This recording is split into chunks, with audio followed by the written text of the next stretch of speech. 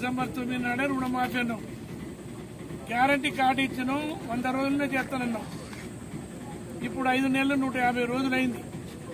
ఇప్పుడు ఆగస్టు 15 అంటున్నావు. చేస్తామని నమ్మకం ఏంటి? నువ్వు చెప్పిన ఒక్క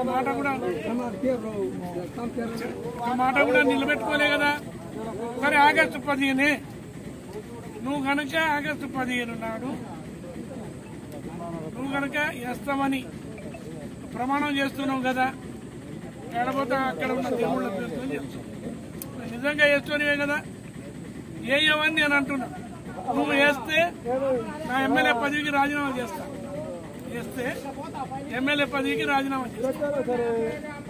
వేయకపోతే నువ్వు వేయకపోతే రాజీనామా చేస్తావా అని ఛాలెంజ్ చేస్తే హైదరాబాద్ లో రాజీనామా పట్టుకుంటావు హరీష్ రావు.